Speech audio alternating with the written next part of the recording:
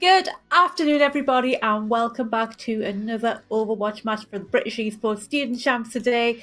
And today we've got some very exciting quarterfinal matchups coming up. I'm, of course, joined, as always, by the wonderful Puppy. How are you doing today, Pup?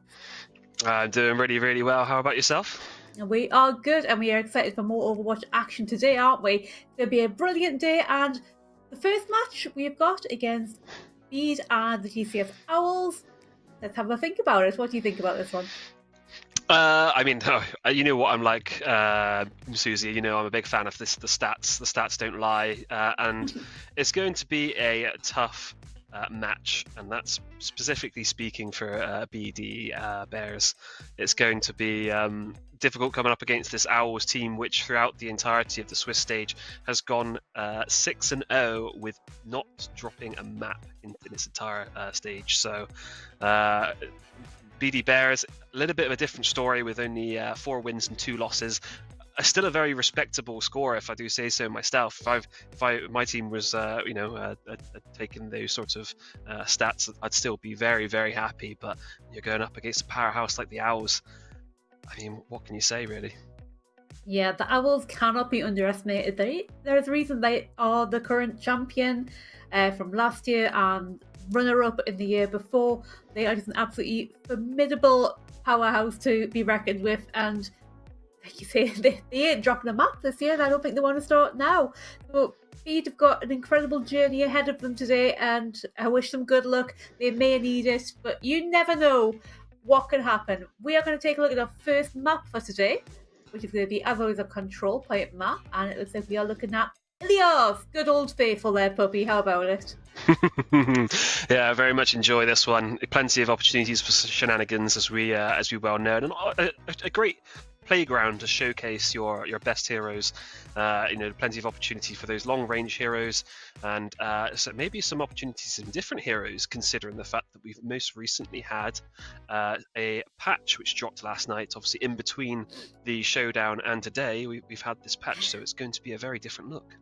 Yeah, so there have been a lot of changes in this patch. A lot of heroes have got a nice little buff. We haven't got time to go through all of them, Puppy, but is there anybody in particular that you think our teams might want to abuse today? I think a bit of a quality of life update for those projectile heroes that have that kind of fast projectile speed. It might be a case that we see them played a little bit more often. The few of the bugs, obviously caused by the projectile being a bit too big and hitting them in the center of mass instead of the head, might be so the likes of sort of your Maze or your Hanzos or Kiriko and stuff like that. So you might see a variety of different heroes coming out, and but then again, you got to think, have these teams had enough time to be able to implement the changes that they want, and maybe take a relook at the heroes they want to be selecting here? That is the question, with 24 hours, well, less than, like 22 hours maybe between now and when the patch dropped last night, the teams might just feel like, you know what, we're going to stick with what we know. And if it's not good enough, we'll just deal with it on the day. But to be fair, a lot of the characters they are still good. There've been minor tweaks to a lot of them, and it looks like we are just going with some not too excessive comfort picks here. We've got the generic, Lucio's to get out of spawn a lot faster. We see the Smetra time and time again, to speed us out with a teleporter even quicker. First person to the point gets their choice of the high ground and the positioning. It looks like it's going to be Owls on this occasion. Meanwhile, B is just making the way up here, and here we go with our first fight of this quarterfinal. Yeah, straight into it, and looks like Kuno's going to be trying to take a bit of an outside angle there, taking that high ground away from them as they are jostling over this first capture of this point. Realizing that A4FML is trying to flank around the outside. They're going to try and shut that one down, and have been successfully. Lemon 1 taking the first blood of this series, and it looks like AF4ML is actually in plenty of trouble as well, as Jaffa manages to take them down. That is the tank now that still remains for the side of BD, so they have got a decent opportunity to be able to get those bodies onto point, which has already been taken by GCS. Jaffa trying to deal with this Lucio, who's just absolutely played in this backside. Lemon eventually going down, and they should hopefully be able to take the point off the back of this, but Mini Mythical is still pumping plenty of damage there. Expect to see GCS hours back off and try to take a refight. Yeah, we had two DPS then, Mini Mythical on one side and Kunai on the other, just pumping in damage from a high, pretty much being uncontested. I don't think anyone went to get Kunai at all there, and it enabled them to get so much damage on the team with the TNT from Ash and the shot, and I think that might be what, weighed GCSL sort of back off there a little bit. Exactly that, yeah, and plenty of the heroes already relatively low off the back of some great shooting from Mini Mythical. Saying that takes out Tasgaha. How do you even say that one? And A4F now not being left behind either, manages to take out 2 plus that lamp as well. Yestin following up on it. All these names are so hard to pronounce, Susie. I don't know how to do it. Yeah, while I was checking the Tasgaha's name, AF4ML just went crazy and sort of just punched everyone to death while we were too busy trying to read a name there. So yeah, we appreciate easy to read names here, guys, just a future reference. Definitely the case. Jaffa does have plenty of time to be able to get this ult off here, and is going to try and focus on this backline. The Soldier 76 picks up Mini Mythical, going to be on the receiving end. The Beatles are coming out to supplement that ult as well, and it looks like GCS are going to give them some space, rightly so. Losing that damage dealer in Mini Mythical is probably going to mean they have to respect it a little bit more, and they have got plenty of check marks themselves, so it gives them an opportunity to regroup and take the fight that they want, and straight back into it with the top popping the coalescence as well.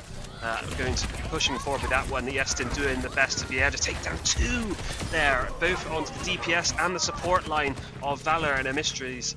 Absolutely sublime stuff there, only using 1 ultimate out from the Todd. Yeah, so little ultimates committed there, and they still have so many online, so it might be a quick hold here for them with a Beat to still keep them all alive. However, Beat are going to be coming in with quite a lot of damage of their own. We've got Bob coming on for Kunai, and we're going to have that Death Blossom as well as a nicely placed amplification mated from Valor. But let's see what they do as this fight continues. Yeah, you got to be thinking that the amplification area has to go towards Kunai to help them out with that additional damage, although saying that, managed to be taken out onto Mini Mythical, but a response immediately from the Estian, who puts the pulse bomb straight on top of him. The beat there to supplement it as well.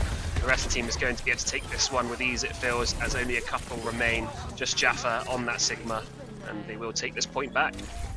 The point flips again, but Beat have one last opportunity to get in there, and this is actually a lot closer than I think we were expecting. Puppy Beat are doing a great job of keeping the Elves at bay, but time is ticking, and you only have about 5 seconds when you get on that point and touch it.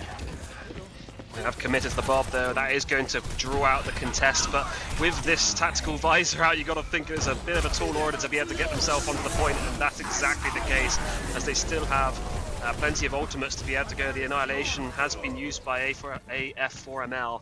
Unfortunately, the Sigma ulti was all for naught, as they do manage to take the first map, the first round of this first map. It goes to GCS House. Yeah, props to Kunai there. I think they tried to do some great sort of like jump really high in the air, then sort of throw Bob onto the point to touch it and contest it, which would have been great had it worked. However, I think they just got clipped in the air there and got taken down, so that was unfortunate. However, definite signs of life coming out from Beat here, Puppy. They are definitely having a good go at our champions here, and I think they might might ruin that little 100% win streak that the Elves have got going on for them.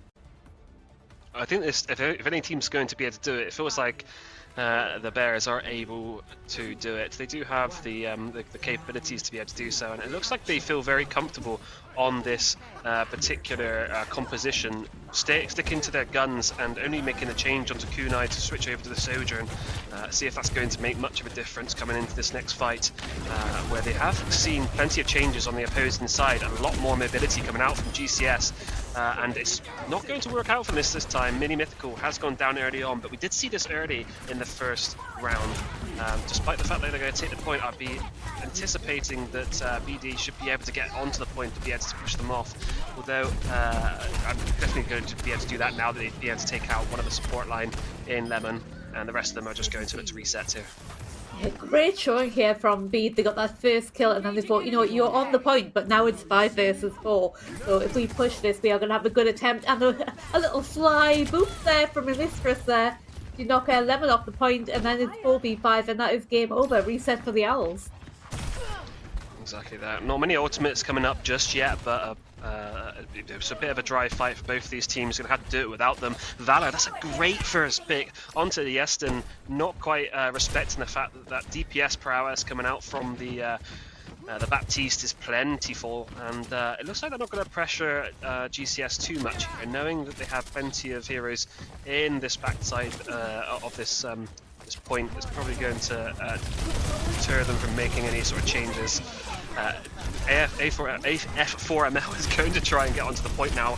Lamp used very, very early there from Valor, potentially not needed, but it is going to potentially cause a few issues as they have gone down themselves now as well. The beat has come out from the Bears to be able to try and stem this bleeding. Kitsune rush in response from the Todd. It's not going to be able to save the mech from AF4ML. unfortunately, and the rest of the team from GCS are going to flood onto the point and deal with this last remaining Jaffa. But up to 70% for the side of Bear, so again, looking very, very strong in these early fights. It's been really good for them so far. Like you say, 70%. Only the Beat really committed at the moment. They've got ultimates coming online completely, but so have the Owls. So I think we're going to see a few committed. The Owls can't really afford to let this point flip back over onto 70% now. It's too risky. So they have to do some really clean fighting here and protect it with their life. Definitely a crucial time to lose the point as well. Oh, it's the boop almost gets Valor off the side of the map there. That would have been absolutely catastrophic. Nice Wraith form there from Taska. A nice response there from Yestin, who's just used the copy to copy and get the Despot from us and just confirm this fight. Yeah, they're going all the way up to spawn now. They want to take a little spawn hold, I think, but I don't think that's a good idea when the point is quite high on the side of Beads here. So a little back off, a little protection of the point is required from the Owls. Just, hold that high ground, wait for them to sort of push round. Or, watch them long sight lines and make sure nobody's coming any other angles here. But it looks like they are going to push in, and if they're not careful, Kasaga might go down here. Loving the idea of getting directly onto point, but it's already forced out an immortality field from Valor. The Sigma ult has been used, but it's not going to be able to find anybody. It doesn't matter because Valor is doing all the work for them. Looks like if Valor is kept alive, they're able to deal plenty of damage. Unfortunately taken out by the bomb after, but it's done plenty of work before they perish, and they are able to snap the point back up for the Bears. We have very little ultimates coming online to this next fight, which will probably be the final one. We might have a beat coming in from Bede. If Mini Mythical can place this pulse bomb just so, it could be all they need. And of course, the Kitsy and Irish coming in from the Todd as well. If they combine these things properly, it's going to be a good fight for them. But here's Mini Mythical desperately trying to charge up that pulse bomb as quick as they can to stick it with some money and get a win.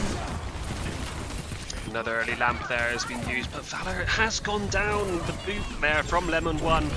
Unfortunately, it wasn't able to use the beat there too much because obviously, environmental kills just delete you in its entirety. But they are up to 99%.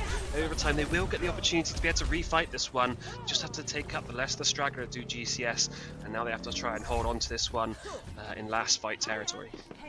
They're going to have a really quick regroup here and run in. Absolutely zero ultimates and probably not going to get anything. Kunai might get the Deadeye here, but they're going to have to work pretty quickly for it. Already there, trying to get a stray shot to build up that Deadeye. It might help, but there's a lot of cover on this point that the Owls can hide behind, so I'm not sure it's going to do much good for them. Teskaha did a great job of getting onto the point there to be able to confirm that they do push this with 2 overtime again. They have flipped it over. I'm not too sure GCS. They have eventually touched, but it looked a bit hairy for a second there. AF has managed to take down Kunai, and a nice little boot there onto the Reaper, coupled with Lemon, a nice boot off the side there. It's looking very, very strong for GCS to be able to take this one, and the bomb there to be able to confirm it as well. That's great knowledge to be able to get themselves back onto that one, and they are going to take this map a quick 2-0. Wow, that was a great attempt there from Bede, though, to be honest. It wasn't one-sided at all there. That was very backwards and forwards, so I'm quite impressed with what they brought to the table today. This is definitely going to be an environmental poof-off point, isn't it? Has to be. Yeah. And it wasn't environmental, was it? Is it? Not an environment. You know what? You can guarantee if there is a big environmental, that's always going to get play of the game over anything else. But yeah, absolutely great from the Owls as always. But it looks like they might have a little bit of competition coming in from these Bears. I just read I've got 2 animal themed teams as well. Well, we love it when that happens. Yeah. Yeah, it just depends whether the land or the sky is going to take the win today. But I do think the Bears are going to have a really good opportunity here. If they keep playing like that, then they could give these Owls a run for their money. 100%, and they are going to have the pick of the map as well, which is also a little bit of an extra bonus when you're looking at trying to get any edge possible over this powerhouse team that is GCS Hours, who has not dropped a map so far. Maybe they've done a bit of research into them and figured out exactly what they like and dislike, or maybe they're just going to stick to something that they do know. The options are Blizzard World, Midtown, or Kings Row. Which one would you like to see? I would not like to see Kings Row, but I do believe that is what we're going to see. It's not like I don't love Kings Row, it's just that we see it all the time, and I would like to see a different one. But you know what? We love the pub, we love the chip shop, we love the fact it is good old England, and we support it. Everyone does actually love Kings Row, don't they? The hilarious moment when you hear the producer in your ear saying it's Kings Row, just as you're saying you don't like Kings Row. No, I love it, but we see it all the time. I have no problem with it, but it is probably the most picked map, even in professional play, isn't it? They always be picking it in the Overwatch League. It feels like the ultimate battleground, doesn't it? The ultimate time to be able to show off your skills, and there's plenty of opportunities to do so, to bring out these cool strategies, because you've got a little bit of verticality, these tight sort of battlegrounds that you have to try and fight over through street stage, and it gets a little bit more close quarters towards the end. Still mixed in with a little bit of high ground, so a little bit of sneakiness potentially, but there's plenty of opportunities to make some big plays. Whether or not you're DPS support or a tank, it is a fantastically made map, and that's why we've seen it sustain, throughout the entirety of Overwatch from 1 to 2. So there's got something to be said there, hasn't there, for this map. Oh, you can never get rid of Kings Row, even if they did start culling maps when they have too many. They can never get rid of it. But let's have a look at what we're dealing with here. Now, I recall Mini Mythical having a really good May, which could be quite useful at the start of this one. We know that we like to put a little May wall on that choke point. But let us see what the teams are going to be running, or what they're going to tease me with anyway. Oh, okay, it looks like we are going to be heading into this game with a Ramatra to start. And is Lemon really going to be playing the Life Weaver? Oh, okay. I say fool me once. Mini Mythical going to be coming out on that Soldier 76 there. He hasn't got that Tracer. We have been talking a lot about Tracer recently. Don't think they actually got any sort of buffs in the new patch, but they were already doing so well after the last one. So I think Yasmin is going to be perfectly capable on that. On the other side, on Bede, Kunai coming in with that Reaper. Now, Reaper has had a little bit of a buff, got a little bit more health in the new patch, and the damage has been increased, so this could be a great opportunity if they can just get in and get shooting with those Hellfire shotguns. No hit scan here to get a cheeky pick, though, so I think we're just going to try and rush in and start the party. Exactly that, especially with this Lucio, you've got to get it done, haven't you? The damage mitigation as well coming out from the Sigma. I think Sigma's in a very, very strong position at the moment to be able to fill in those roles that you need as a tank, whether it be the shield, absorbing the damage, or pumping out a little bit of damage themselves, to be fair. I wonder if they're affected by the projectile speed change, I'm not entirely sure, but no time to think about it as we are now pushing through the hotel. The side of BD is actually just trying to sort of deal a little bit of damage, get a pick, and that's exactly what they need. Easton maybe overstepping the mark a little bit there up onto the back line, and is actually punished for it. And immediately following that, both DPS now down as Mini Mythical is taken out by the boot from Lemon 1. And they're just going to try and collapse on the rest of these as they do try and take shelter back towards the attacking spawn. They're going to try and push back in now and make a little bit of a pincer maneuver into these guys. But Kunai is there with his Hellfire shotguns, as you talked about. They haven't got much space to deal with here. They're already up to 90%, and the Bolt Bomb is going to be off the mark as well. But a nice beat coming out from GCS is going to mean they can sustain this a bit further. Blizzard does come out from Bede now, able to be able to secure this fight by the looks of things. Lovely decision making there from the side of BD and Tasker to be able to secure that one.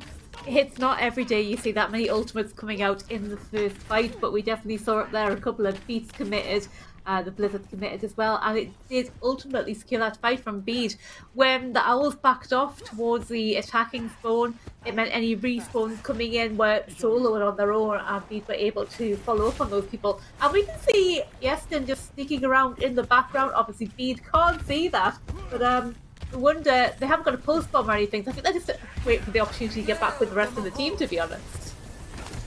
Exactly. The Todd is used Coalescence already, and they're going to waste no time to be able to get back into this one. But Bede has got the response in Kunai with the Death Blossom there, but AF4ML is not going to have any of it as they take out one of the support line in Valor, and Yeston's there to back it up as well, as they are just going to clean up the rest of them and prevent this from being pushed any further.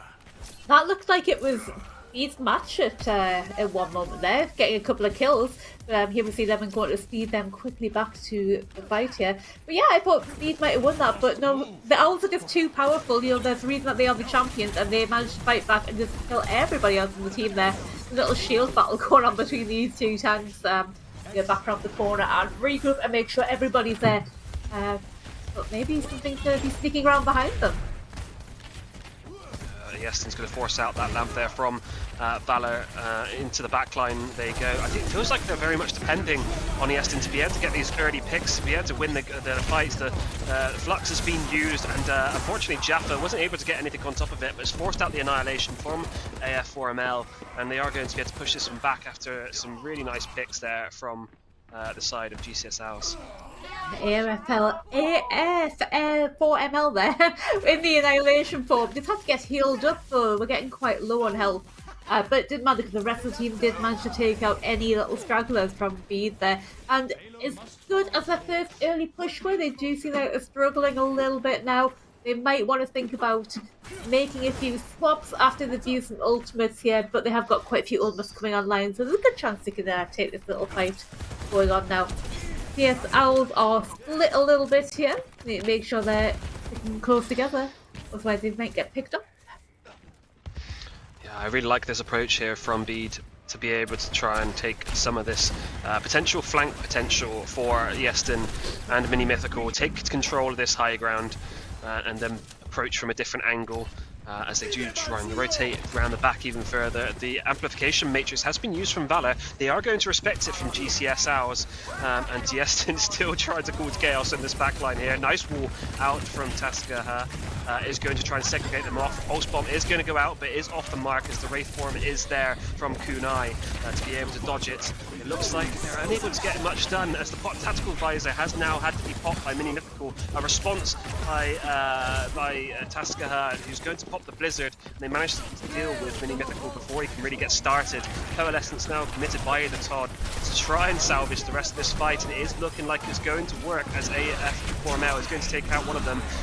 Death Blossom now in response back the other way, managed to take out Lemon 1, but is it going to be possible now that they have dealt the majority of the damage to this Bede side, and they do still have the tank up for GCS Owls, but they do have to respect Kunai with that Hellfire shotguns. It's plenty of damage they're going to be able to pump out. The rest of the team now coming back for Bede, and they are going to look to keep this fight going. The Graviton Flux, it has been used from Jaffa, and they are going to try and get something out of it, but the beat there is there from Lemon.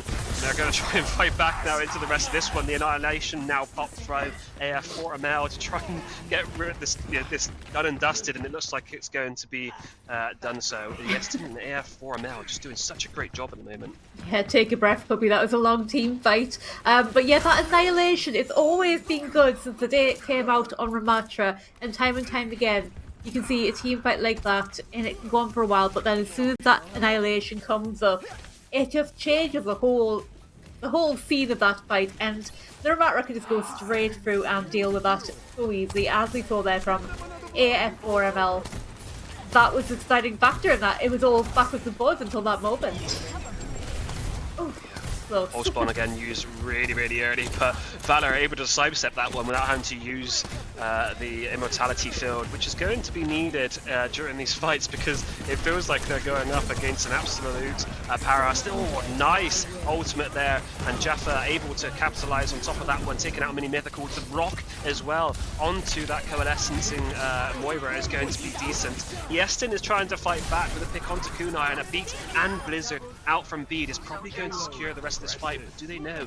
Have a little bit of stragglers in the backline here to try and deal with, to try and get pincered again, potentially towards the end of this first point or second point. Yeah, I think they're aware that somebody's hiding in the back lines. They're just trying to say, if you pop your head out here, we are going to do our best to shoot it. So you can't have a little pincer on us. And she's still there. Yeah, Easton is going to try and take them from the back now, but I think they just have to wait and try and get back with the rest of the team. But I'm not sure if it's going to be possible because they are so aware that Tracer is hiding there. Flux has picked up 3, and they do not have the support ultimates to be able to deal with it, as they are all slammed back down to the ground. Taskaha able to take out Mini Mythical. Lemon in response takes out Valor.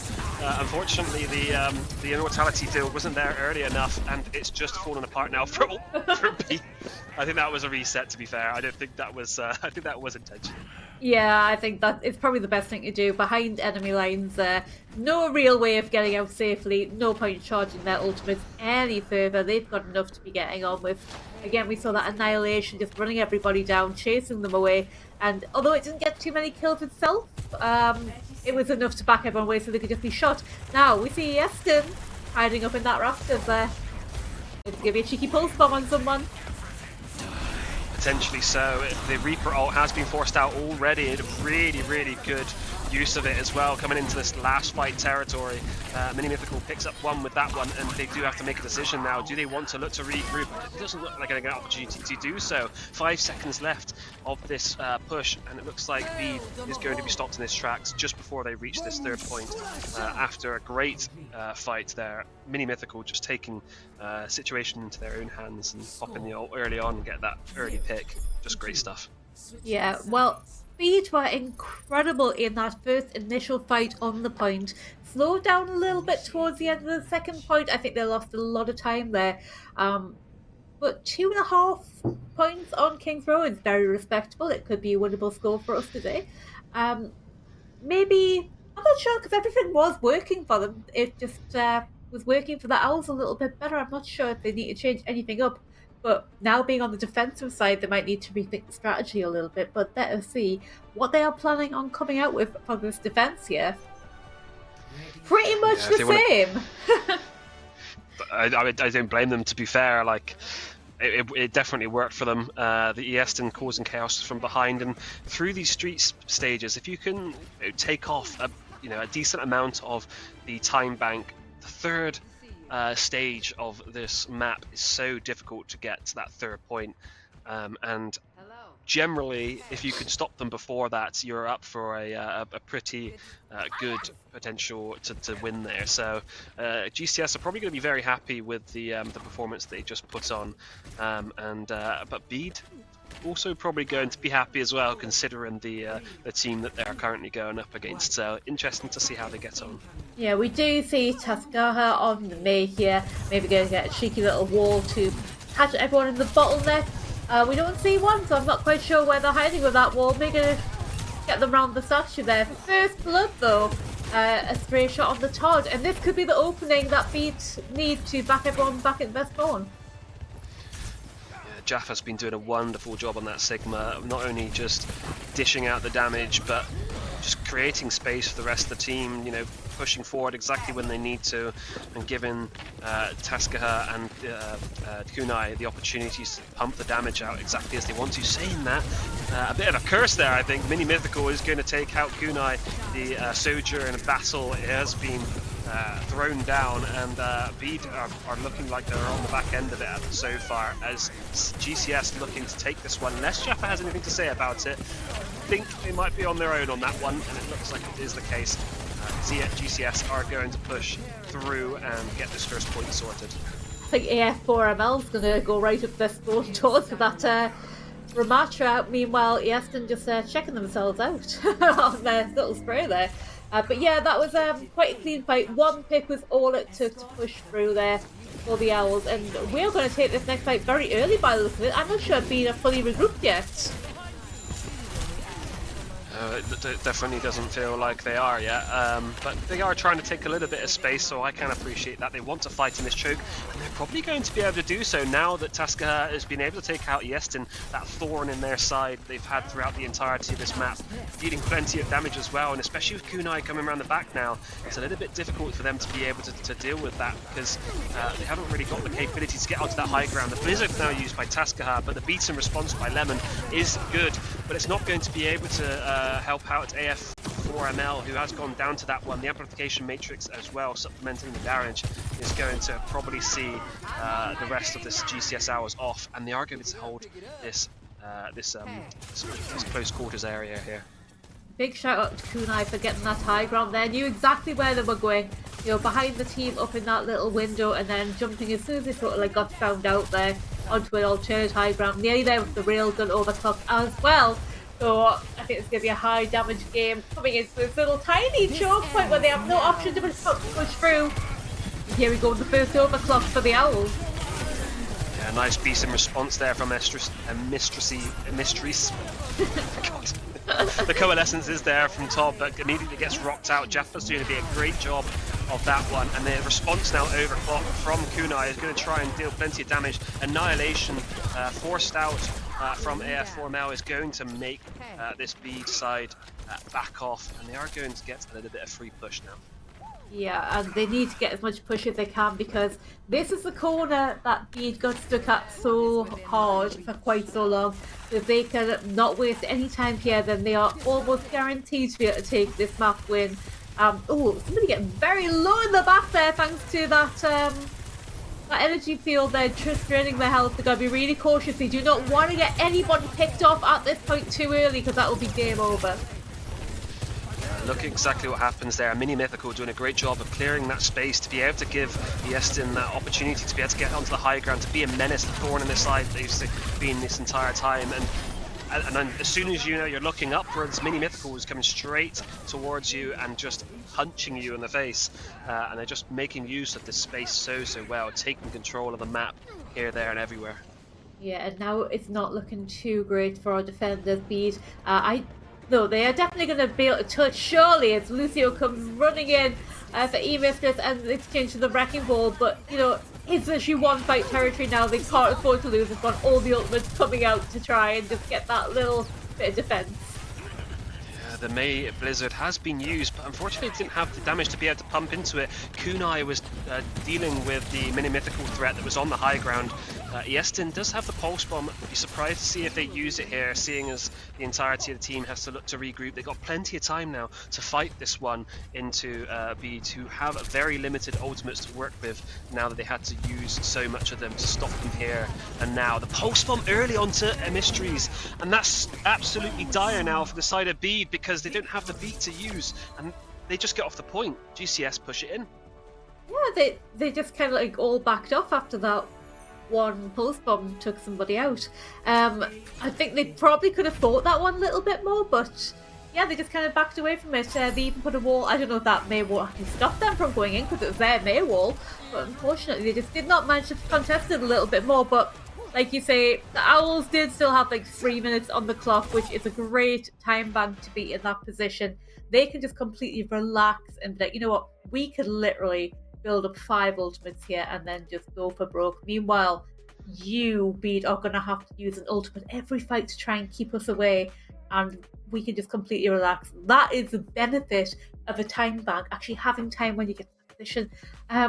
It was still a great showing from Bede, though. I'm still very impressed at their attempts here, but the Owls just pipped them at the post one more time, and next match could be the final for them.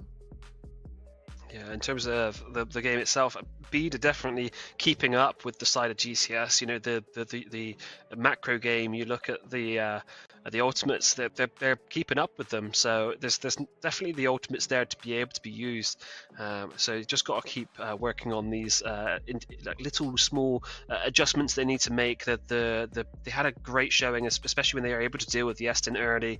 Those early picks are really working for them to be able to give them the space to be able to breathe, to give the DPS, the ability to be able to take the high ground, to be able to take the fights on their terms. But we are now going into a map 3 and potentially the final one. If GCS want to continue their unbeaten streak, they have to do it on Servasa, which is going to be our flashpoint. Yeah, Flashpoint map. We all know they're absolutely huge. Those Lucios are probably going to be very well used in this game. I feel it's nearly essential, especially when you get to sort of like the midpoint 50%. You need to get back because you need more than one team fight every time. You can't just, it's so easy just to have maybe 2 team fights, and if they're long, you just don't get any more opportunity because the points are so far away from the spawn. It's so difficult to get back and to have another go at it. But yeah, so you got to utilize everything you possibly can from the characters that you got here. And already we can, I thought we might get a little sneaky peek at what people are going to be playing there. But I imagine it's going to be much the same. I can't imagine Lemon and E-Mistress not coming out on their Lucios there. They have been playing them on every other map so far. And like I say, this map kind of calls for it. So I can't imagine that's what we're going to see here. I wouldn't mind seeing AF4ML back on the Ramatra. Seems to be a bit of a comfort pick for them, but it's also a really good one. And I think maybe a Tracer from Yeston, perhaps. Oh, I am so accurate with these picks, aren't I? What do you think about these lineups?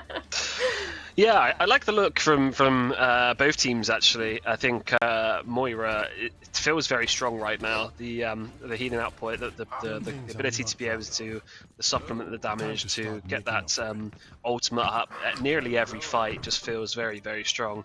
A little bit of a change for Mini Mythical to switch over to that Sojourn. Who has been doing a really, really great job, not only just dealing damage, but like I said previously, creating space for Fieston to be able to be the one that's flanking around the back, to be able to deal a little bit damage to the supports, to get their heads turning.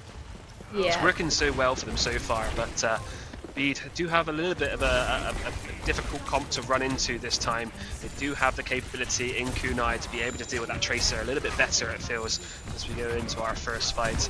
They are going to look to try and fight this one early to be able to get that early potential over the point, and it does look like GCS Owls are going to get early point capture. Yeah, Bede just can't push in around this little corner. The Owl's making such good use of that one little wall. Meanwhile, the Westons just have a look around to the back and see if they can just get a cheeky little pick on anybody, or at least build up their ultimate. And nearly got caught by Kunai there. That would have been a disaster. If they can just get rid of one, then Bede can probably push in, but it looks like they're having right trouble just getting through this door. Maybe they pick an alternate route in.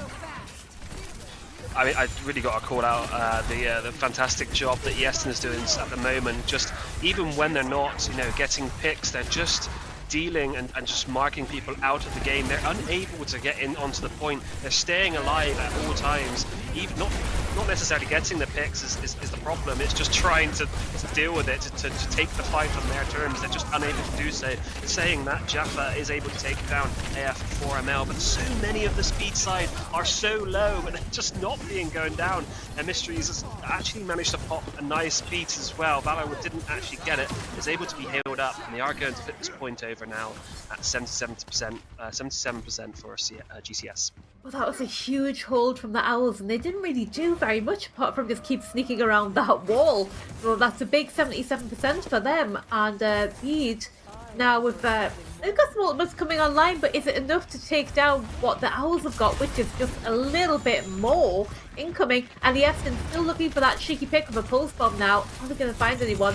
And now, are Bede going to deploy the same strategy of hiding behind that wall? I don't think they are. I think they're going to stand hard up. You got a favourite GCS coming into this one. The high noon is popped early from Bede, but they do have the beat to be able to deal with that ultimate that was popped in the background. Taskaha tried to get something done with Death Blossom, but unfortunately was unable to do so. Jaffa, really late in the fight, uses that ultimate and unfortunately doesn't really get anybody with it. AF4ML in response is going to pop that ultimate as well. I can't remember the name of it. Which one? Ramatra. Oh, the Annihilation. Yeah. That's the one. That's the guy. This entire time. Yeah, I know. Yeah, Kunai's Deadeye, the problem with Nasty using that is so vulnerable when he does. He's just kind of like standing there. And Eston had a great pleasure in just taking him down to like 1 HP while he was standing there doing that ultimate, if you could just keep out of his sight line. That's exactly what they managed to do on the Tracer with the speed and the flexibility of that character.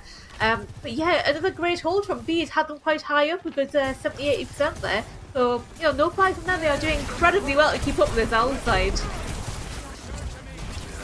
They're pushing with a Coalescence into this amplification matrix. They put directly through it this time, and it is working for them. Easton and AF4ML are able to get the picks, but there is the picks in response as Taskaha isn't dealt with and is able to use those Hellfire shotguns through the amplification matrix to pick up 2 himself. A bit of a fight over the point. I don't know if they're going to be able to get this one, actually. Easton does eventually pick up 1 and a second one as well. The pulse bomb does go out, but unfortunately Jaffa is going to prevail through it. One thing I've noticed about these two teams today is they never say die. No team fight is truly over until literally it's a team kill and there's nobody there to defend. I know there's a time and a place to sort of back down, but they just don't want to do it. And look, the team fight is still going on. Nobody's flipped the point yet. A nice beat there to re-engage with this one. Mysteries is going to force them back with the use of that. That does mean they're not going to have it later on, though, when these ultimates come online for GCS. Talk about ultimates. Taskaha gets theirs shut down really quickly. AF4ML have none of it. The Todd backing it up with a nice pick onto Valor, and it's just all blue. It feels like GCS is going to take this one back very, very swiftly. Yeah, it looks like Owls are being very defensive, keeping the distance, trying to hide around that little water fountain. They didn't want to back off and give up the point, but they did, but only for a measly 28%, which they are going to get pretty much now back themselves before these come to touch the point. But they are back very quickly, and we are going to have another fight. Where are the team? Where are the Owls and Bede? They're not quite sure where they're hiding. They're all taking high ground. I like this idea from Taskaha to try and get an early pick, and it is going to work. Mini Mythical isn't able to stay alive throughout it, and Kunai able to deal with that. Pesky Easton, a nice high noon there as well to back it up. Lemon is going to go down to that one, and they're going to flip it back. What a great fight from them, but they are going up. Look at all those check marks that are on GCS. Yeah, very little from Bede, potentially the amplification matrix this turn, but it doesn't look like they're going to get that much more in the ultimate bank for the next fight. And although they do have the point now, it's going to be pretty much even if it gets taken back by the Owls quickly here. It's so backwards and forwards this game. I think it would be a disservice to say if this is going to be a 3-0 that it was a sweep, because it really wasn't. It's been so backwards and forwards with these two teams. Coalescence used earlier from the Todd is going to initiate the push, and the rest of the team just floods through onto the point, also dealing with those high ground peskies. It's just the Reaper and the Lucio left on the point. Taskaha going down, and Mysteries unable to stay alive as well, and that's going to bring them to 99%, but only one ultimate used by GCS to flip that one back. They're still really, really healthy. Yeah, they've definitely got the defensive advantage here with 4 ultimates online, including that Lemon beat that could come out and just save everyone. However, Esports does have their beat coming online as well. This could be a big fight between the two as they start the final fight of this second flashpoint. Sorry. Early overclock used by Mini Mythical, the beat used early by Mysteries to try and deal with that. Lemon in response uses it very late on. Mini Mythical does go down, but the response is there. The Death Blossom has now been used by Taskaha to be able to try and supplement the damage a little bit more. The Annihilation is used but shut down by Kunai. It is in the overtime now. Jaffa on a sliver of HP, and they're trying to deal with the Eston, this pesky Tracer. He just seems to be constantly dealing the damage, and the Eston's able to get the better of both of them and get the flashpoint done. Oh, I didn't know who I was rooting for in that one. Jaffa on like literally 1 HP. Yes, and healthy, but also just a little tiny Tracer. But that was just such a, that was such a stressful fight there. That's literally whoever won that fight was going to win that point. It did go the way of Easton and the Owls, though. But, great attempt from Bede, another 99% versus 99%. And you can't ask for more than this in the Flashpoint game. They're just so close every time. They just can't close it out. It must be so frustrating for this Bede side. They just never seem to have the upper hand when it comes to the macro game.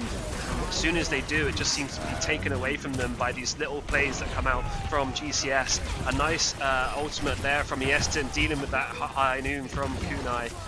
And they're just going to flood through and deal with the rest of this team. The point is already open, but they don't care. They want the entire team dead.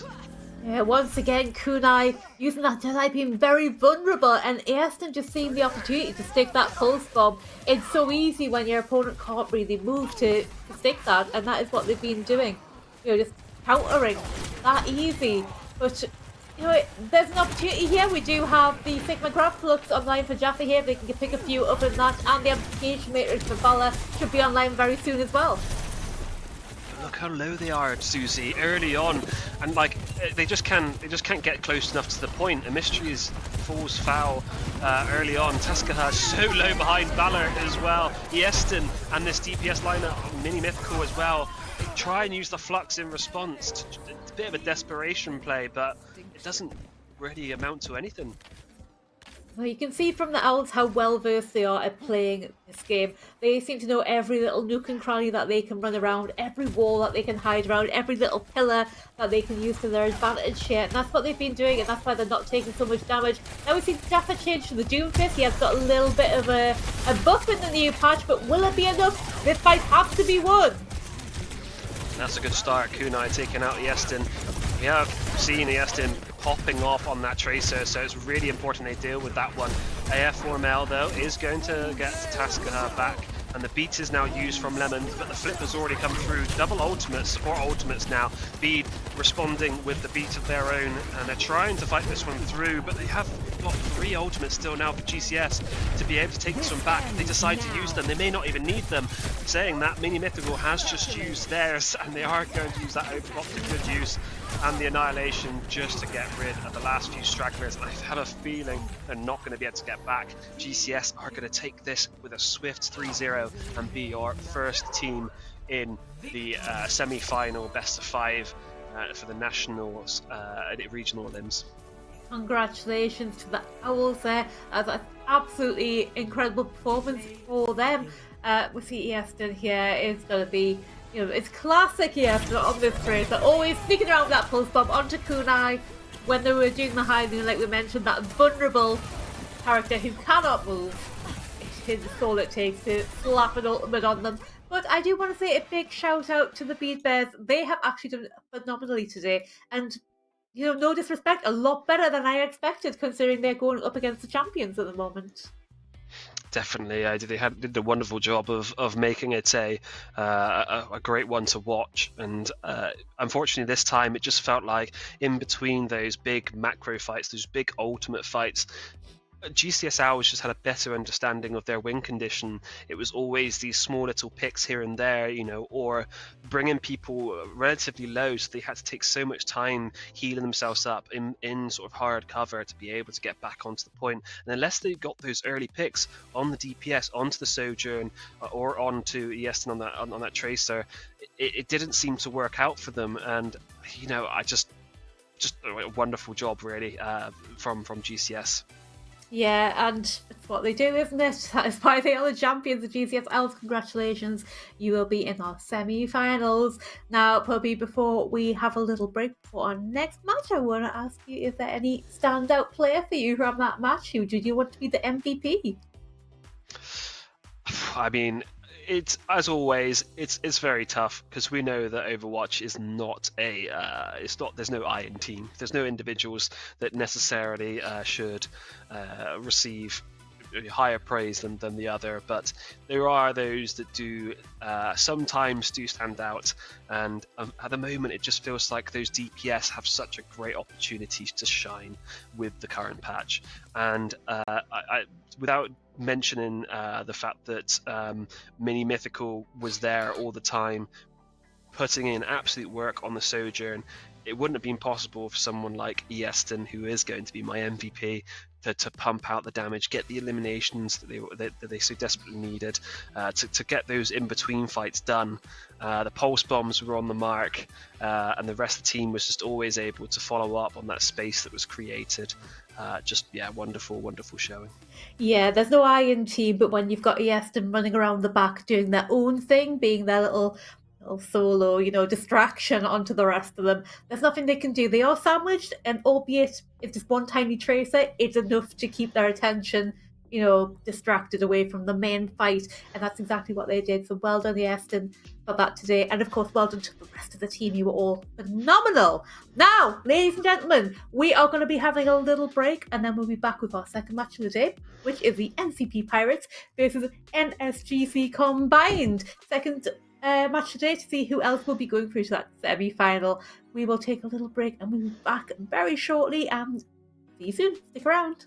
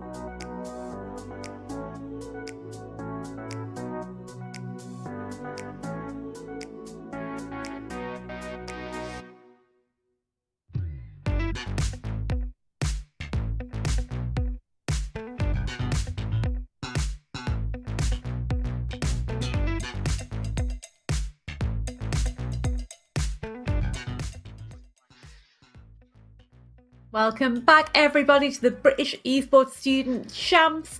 And we are back with our second quarterfinal match for tonight. And that's going to be the NCP Pirates versus NSCG Combined. There are a lot of letters in the name, so I think I'm going to call them Pirates versus Combined to keep my sanity. Puppy, a little bit more backwards and forwards between these two teams. Excuse me, Big Mac, get your tail out of the camera. A little bit more backwards and forwards between these two teams, isn't there? Yeah, definitely. It feels like it's a little bit of a closer matchup statistically, and again, I love the statistics. NCP with sitting mid-table with a 4-win, 2-loss streak, 2 losses in total. NSCG, similar sort of scoreline, 3-3. So both these teams have a lot to play for and a lot to prove, and they want to be this second team heading into the semi-finals of this North Regional Eliminations bracket. It's going to be an interesting one, and I think it should be a lot closer.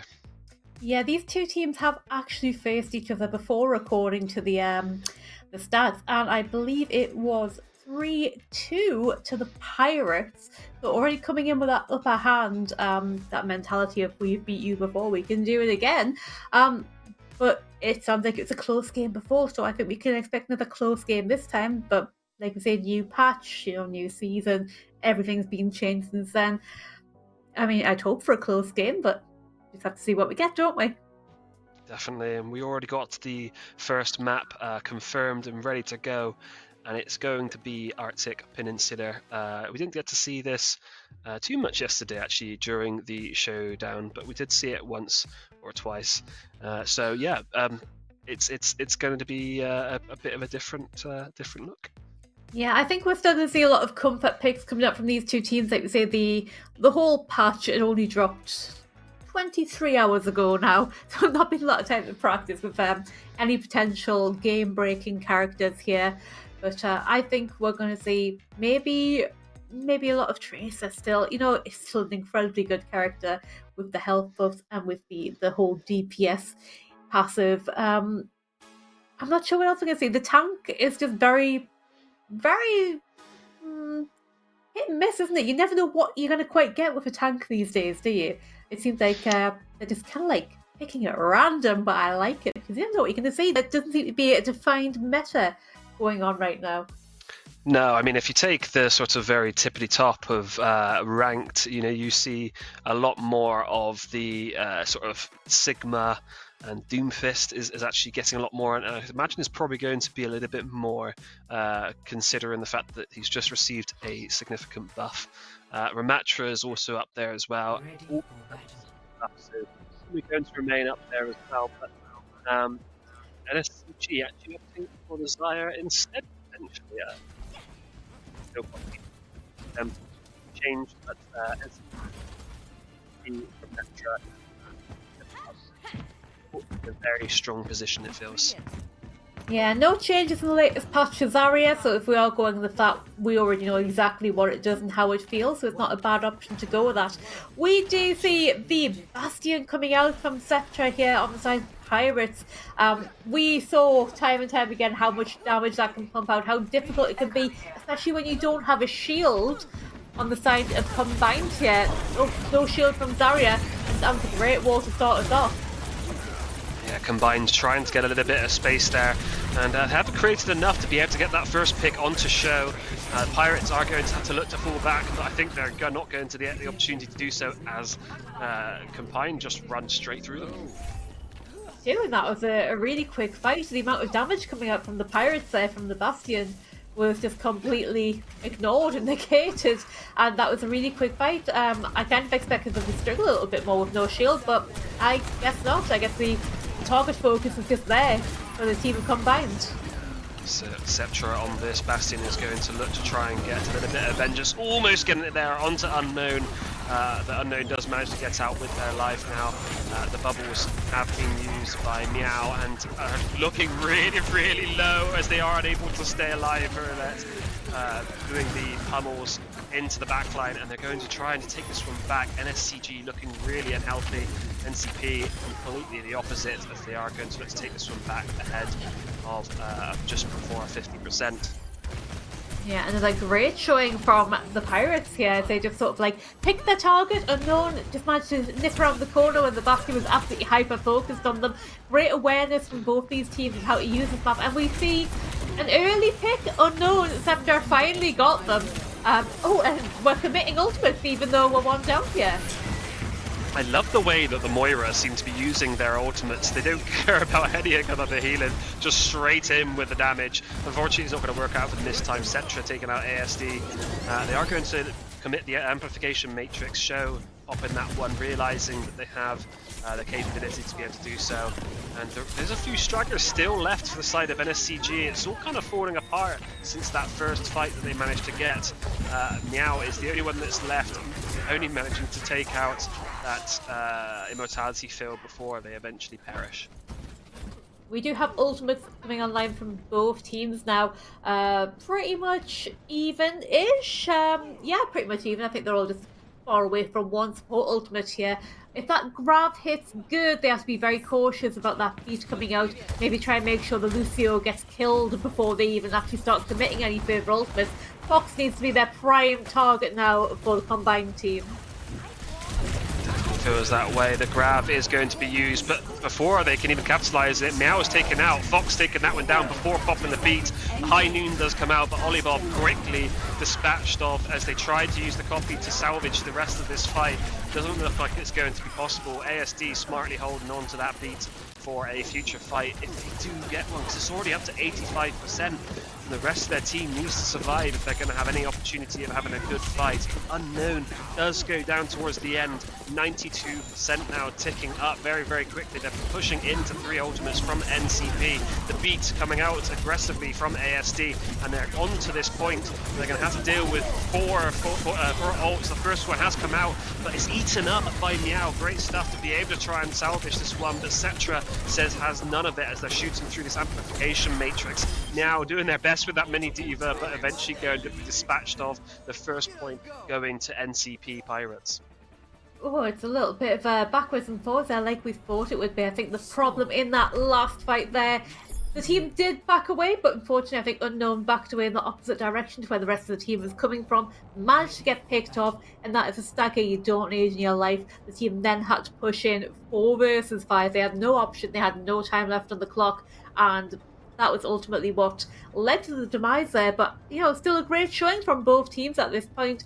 Maybe we're going to go in with a Junker Queen here from Meow. That might be an interesting look. Gotta be very cautious though. Again, no shields to deal with the Pirates, Bastion, Sceptra, and May coming out now from Nemrichu. I like the composition here from NCP, and NSCG also a couple of changes themselves. The Queen now, Junker Queen, and both the dive heroes on their DPS, Olibob and Unknown, change it over to the Genji Tracer combo, that classic combo we all know and love, and see if they can get those ultimates up nice and quickly and start dealing some decent damage. Olibob though going down really low. Sceptra though, the deflect is there from Olibob, and they're able to convert that one into a kill, and that's a large amount of their damage now gone. Meow also taking out the further DPS in them, Richu, and they're going to be able to take this first point. This is exactly how that first point went. It did, that's how it went down last time, and Pirates just came back with an absolute vengeance. They're running in and punching death, but really low on HP, needs to back around and wait for the rest of the team to go to get there before they make any further moves. And, you know, Combined are having a great attempt at keeping this team at bay, using their mortality field before the fight even really began, just to keep their master alive. It feels like they're struggling to get on top of this NSCG lineup, who has just changed it into something that feels perfect for their playstyle. NSCG are going to have to play around this amplification matrix. Unfortunately, Olibob does go down to Cetra, who's pushing through the immortality, sorry, not the immortality, for the amplification matrix. The beat has been used now from ASD, and they're looking to try and regroup onto this point, but they don't realize they're backing straight up into this Bastion. Cetra having a wonderful time pumping some damage out. Verlet manages to get 2 as well. Yeah, a great retake there from the Pirates team. But now look what we've got online. We do potentially have Olibob coming in with that blade. Once again though, that is going to be all for naught if Fox can get that beat up. Let's be very aware that Lucio is basically what's going to make your ultimate null and void. Ultimate coming out from Scepter, maybe going to get a little cheeky pick here. It could be over before it started, but unfortunately not the case. There's plenty of damage out onto Olibob, but not enough to be able to get the elimination. Olibob still relatively healthy. They are still taking so much damage. The blade has now come out from Olibob. Managed to take one before the beat comes out. Show able to get an immortality field as well out to keep the team relatively healthy. A nice beat there from Fox, and the rest of them just clean up. The Annihilation as well from Verlet is going to do plenty of damage. Yeah, we spoke about it before, but that Ramatra ultimate is just so powerful. Any time of day. It always has been. They nerfed it a little bit, but it's still really good if everybody can't get away, which they can't, because not everybody runs faster than Ramatra, with the exception of like Lucio and Tracer and Soldier maybe. You're still going to run the same speed of him, so he's always going to catch you, and that ultimate is just going to stay. Pulse Bomb early on to Verlet is going to force out the Immortality Field from Show. The Amplification Matrix as well, and also the Blizzard is going to force them into areas that they just don't want to be. Splits them up perfectly, and they are able to capitalize on it.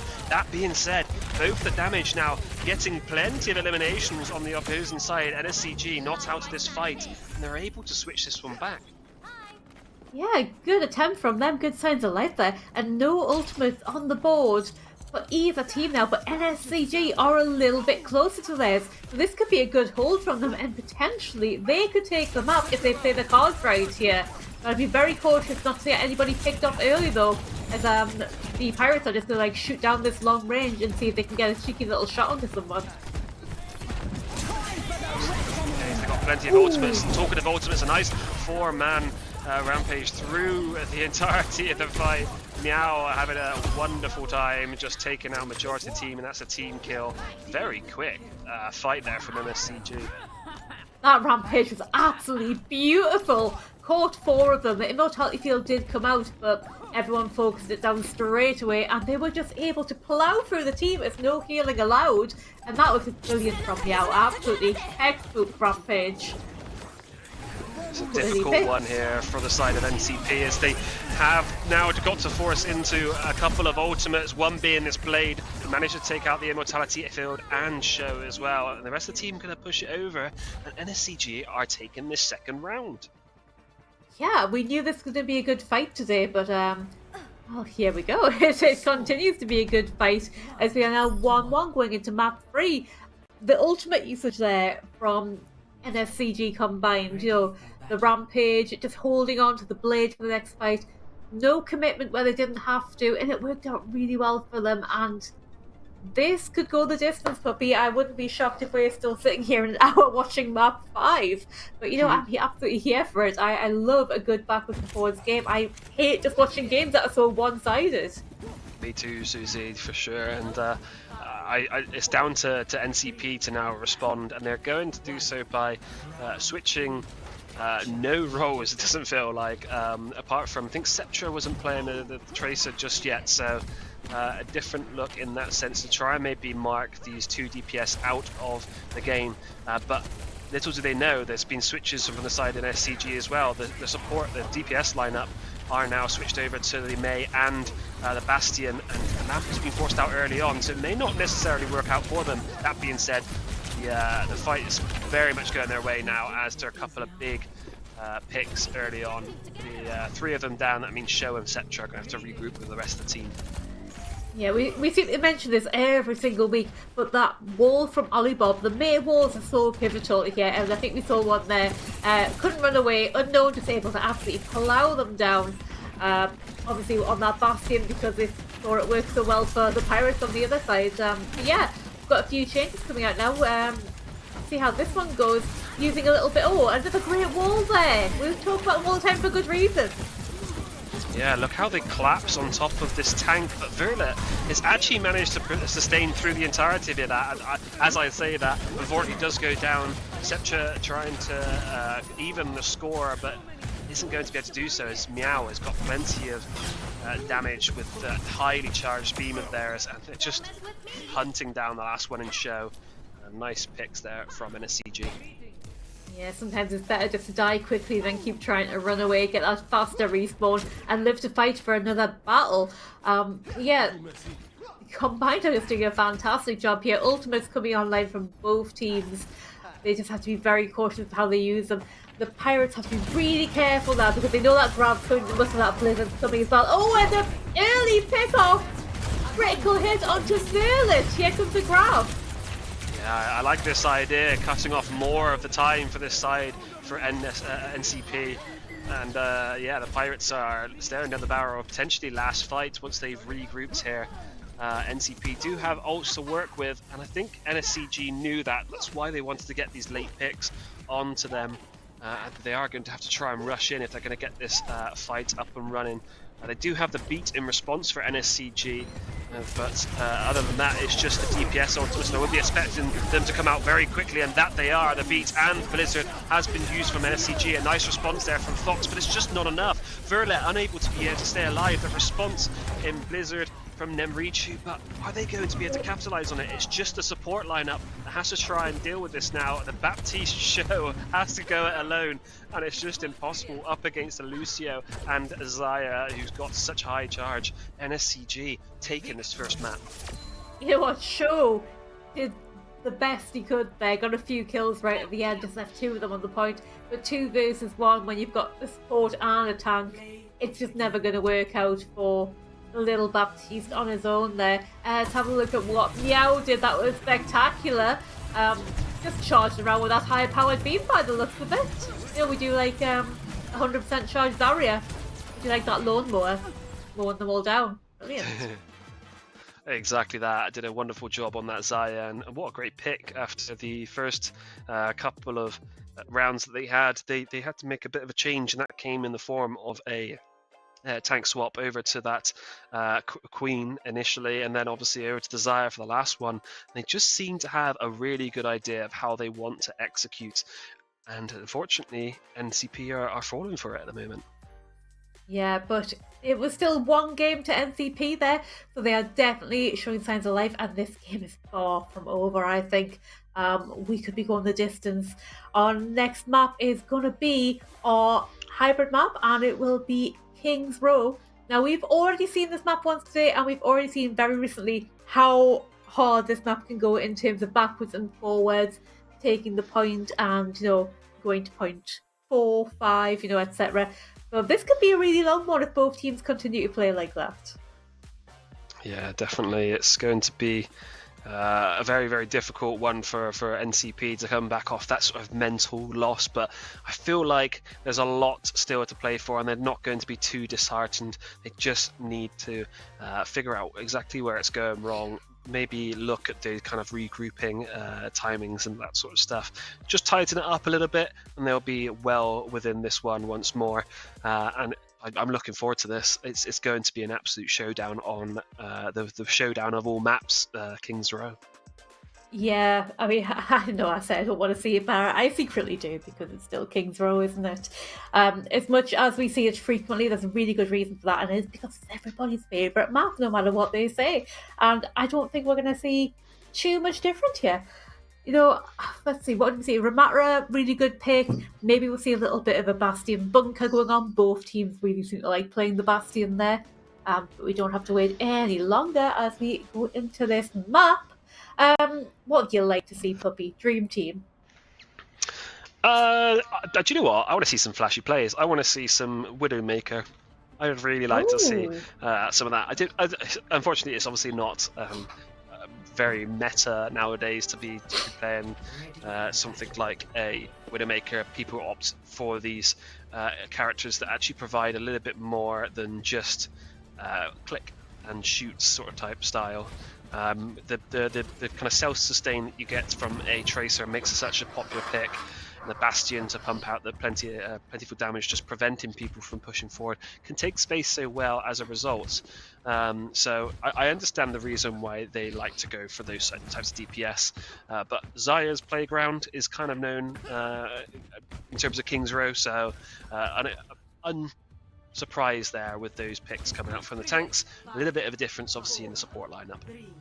Yeah, both teams coming out with Zarya and the Bastion. There's going to be a high amount of damage coming out from both of them. Fully charged Zarya's running around with fully charged Bastions in that turret form. And already we see Scepter trying to get some cheeky picks from the back there. Yeah, a bit of a miscommunication potentially with the Zarya. Didn't receive the bubble early on, but eventually is going to get the kill onto Soup and dealing so much damage. They're not even looking at Sceptra, who is just completely torn through the backside of this team, and SCG sent back to the spawn room early. Yeah, they might want to think about if they can counter Scepter, because once again, look at they're just ready for the next fight, ready to sneak around behind and just do what they want. And it was just absolute carnage there. They couldn't do anything about it. They were so focused on the front, and here we go again. They were sneaking around trying to take out Soup. Poor Soup, just unable to get much done. If they're not looking forward to be able to heal the team, exactly that happens. Unknown going down to the side of NSCG. Eventually, Sceptra is going to be dealt with, but at what cost, as the entirety of the team is now stuck in this hotel area. Both supports going to be going down 75% now towards the grab in comparison to 65 on NSCG. Yeah, not too much separating them at the moment. I think both Zaryas have been going at it pretty hard, but oh no! Really quick pick up onto Unknown there. They try to push and the whole team wasn't even ready. But they're still pushing, even though they're one down. They don't actually care. That's it. And now at this point, Verlet has actually used both bubbles to stay alive. They don't have anything for this Blizzard, which just come through the Transcendence there to try and keep this Baptiste alive. Eventually is going to be thawed, but Show is going to get the pick before perishing, unfortunately. NCP holding on to this one with a really well-placed Transcendence. Yeah, unfortunately, Bastion just coming through there doesn't have the mobility to get around and protect themselves. I don't think Meow noticed how in danger they were and couldn't turn around and give any bubbles. But this team do need to be very careful. You see, they're getting really split up again. You know, it only takes a couple of shots before somebody gets picked, and they have to be really careful when they're pushing in like that. Yeah, nice ult used there but they're going to just fire through this amplification matrix to try and deal with this NSCG side. And it looks like they're going to succeed, as it's only the Genji left, and they have also forward as well. Really quick and clean fights. The ultimate used there by Verlet perfectly. Yeah, and now we've got some ultimates coming online for Scepter, and you know they're just looking for anybody who they can stick that pulse bomb. In fact, there they are. Ollie Bob going in for the 1v1, the Tracer 1v1 there, and oh, in the meantime, Nemrichu's gone down. I like this idea coming out from NSCG to try and put some pressure onto Sceptra, who's been a little bit of a pain in the bum so far, still being so, unfortunately, now that they've dropped the pressure off.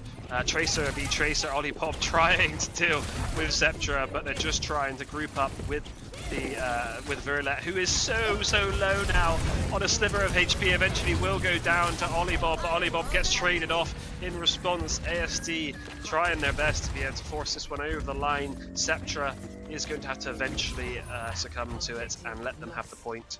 Yeah, it took a while for them to get that point, but they have taken it with extra time on the clock, 30 seconds before they flipped over there. One last kill of Fox for good luck. Can't get away. Hang on, Scepter is still looking for a kill here. Forced out the recall from Olibob, but is going to respect them and back off, realizing that the entirety of this NSCG team has pushed forward into their backline. Unknown, relentless on this Baptiste, and eventually they will have to go back and help out this Tracer who sat on the cart, having a bit of a boring time, wants to go out and frag. Yeah, Scepter might have respected the team, but the rest of the team did not respect them at all. It just went right up to the spawn. But the cart is now rolling and the team are nearly all together. We still see Scepter trying to cook something up here, and I say let them cook. You know, what can we find? It's that pulse bomb is going to go to somebody really bad here. Oh! The pulse bomb, the recall does come out from Olibob, but unfortunately it drops onto the ground and kills off ASD. A nice ultimate there from Meow, also coupled with the ultimate from Unknown. The artillery strike is going to take out two, but unfortunately it's just not enough. They've already lost too many. Ultimates have been used. Overwatch has definitely been played here, but now Pirates have a massive advantage. You've got the grab, you've got the Bastion artillery strikes, you've got the Transcendence, which is going to take away anything that they want to throw at them right now. So potentially with the Kitsune path coming in, but will it be enough to get through here? Still a bit on the clock though, still a good place to go here. They do have the Grag though, and it is going to be popped early on by Verlet. The ultimate is then used from Nemrichu. The artillery is going to take out two of their own, and that is exactly how you do it. NCP showing exactly how it should be done. Yeah, and still ultimate advantage on the side of the Pirates here. The two support ultimates, and we know how devastating a Bastion through Show's amplification matrix is gonna be here. That's gonna be a huge amount of damage, and it's gonna make the combined team respect them and hopefully back away around the corner because you don't want to take any more damage here. This is maybe the final fight. Kitsune Rush used into the backline and is going to give them that extra speed and the damage, but a nice beat is also going to supplement it as well. Transcendence has to be used by Fox as they're already down one. The response onto the opposing Bastion is going to mean that eventually they're going to have to look for damage elsewhere, and that is coming out from Olibob, who managed to get a pick onto the Zen. Cetra answering back in kind though, taking out two, as well as Verlet, who takes out the remainder. Down to last fight now for NSCG. Yeah, 10 seconds left on the clock. They might be able to touch, but it's going to be a very staggered fight. I'm not sure everybody's going to get there in time. ASD definitely trying to touch the point, but I think they're going to go down really quickly, and I'm not sure anybody else is going to get there. Yeah, desperation there for ASD. Unfortunately, unable to get on top of it. Meow is going to take that pulse bomb straight to the face, and unfortunately go down as well. And I don't think that Soup can get there, so that's going to be end of the second push. 96.4 for the side of NSCG, a respectable push, but it's going to be difficult to hold on to, considering that NCP seem to have a clear understanding of exactly how they want to play this map. Yeah, NCP have woken up now, and it's getting a little bit more hard for Combined to get through. Although they did seem to have all the answers to everything, they had all the ultimates when they needed them, and I just don't think Combined really could deal with it. I'm sure they knew how, they just weren't able to because Pirates are just so well trained. They knew exactly what they're doing with every single character there.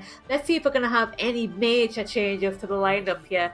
It looks like we're going to go for that Bastion again on the side of NSCG Combined here. Now they're going to try the Zenyatta of their own. I do love a Discord Orb, and it looks like Fox is going to continue that trend as well. Discord Orb so powerful, it's going to burn anyone down, especially when you've got no shields. Obviously, now we've got bubbles, it can be taken off really quickly and cannot be put back onto the same player for a good few seconds. So not as strong as it used to be, especially with Azaria, but I think it's more than good enough in this day and age. Yeah, I feel those bubbles are kind of well balanced considering the Overwatch 2 changes for tanks. It's definitely a one that you have to manage so much more now that you haven't got the specific bubbles going to either yourself and also someone else. It's easy for a Zaya to use them in a selfish sense, but sometimes it is better to use it onto those people that do desperately need it. So go into this first fight, Verlet is going to try and show us exactly how that is done so well so far on this Zaya so far, taking a little bit of space but has to respect this Bastion and doesn't do so. They managed to pick up one before they die, but Meow has actually managed to do plenty as well. Cetra, though, not to be counted out of this one, taking out two now, and is going to be looking for more, as manages to get Olibob really, really low, and Show finishes them off, and that could be point one taken for NCP. Yeah, really quick take there, and I don't think NSCG Combined will be able to contest it. They've only got 3 of their team at the moment. We do see ASD coming back in, but I'm not sure they're going to be able to do it. Although they have takedown box, it's got touch, they didn't manage to touch though.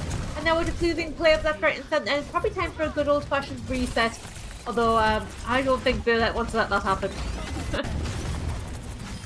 So I think unfortunately to get into that position in Hotel, Meow had to use both bubbles to get there, and just didn't have them to be able to stay on the point. And yeah, unfortunately, with only one support there, they were really struggling to be able to hold it.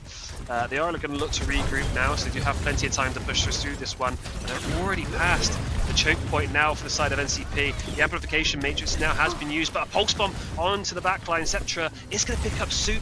They used the immortality field so selflessly, didn't take account for themselves. and they're going to keep on pushing RNCP off the back of a nice pulse bomb from Sceptra. Yeah, great immortality field there from Soup to keep the Bastion alive when they knew that was the main win condition there, that Bastion through the window. And he has a very early grab. It looks like Verlet just doesn't want to let them out of that little space. Yeah, I like this idea. Get an early pick before it's even started, and they're pushing this car over the line. That's it. They can't even touch. They were being completely zoned out by the grab, and then also the just the positioning of Verlet, who was just doing a wonderful job of taking up that space that they left. Over 4 minutes left on that clock as well, so that was a really strong push from the Pirates there.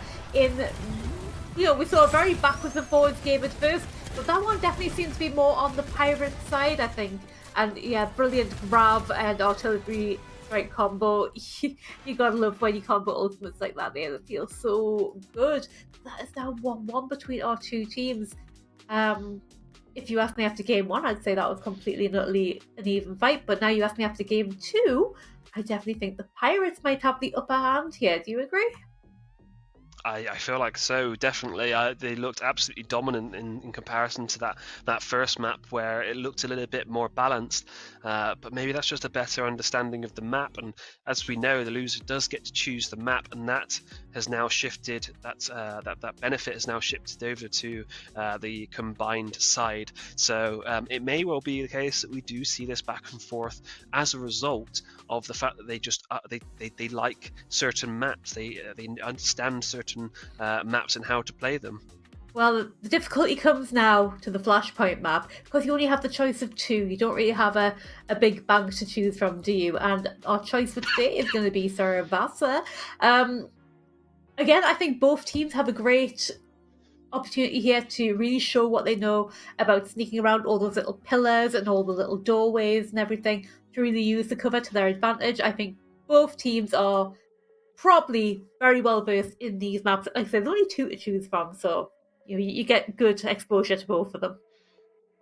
Definitely, and these teams are very desperate to get through to the semi-final of the North Regional eliminations, and it's so important for them to be able to get there. You can see it exactly in the plays that they're trying to make here, and how much they've clearly researched into each other to be able to win so comfortably on their map choices. Yeah, but different maps do favour different teams. There was a little London Spitfire who could never win the control point map, but they always just came back to win everything else, didn't they? So different maps feature different teams, so who knows who is going to be the victor at a Flashpoint map. Now, we do have to talk about these little sneaky tracers running around the back. We saw it in the previous game as well. We saw it a lot yesterday as well. Do you think we're going to see more of that today? More of that in the next game? I certainly hope so. I feel like it's been a long time coming since we've seen these roles sort of used so effectively, and it's difficult for something like a tracer to be able to pop off previously, because there was just so much CC.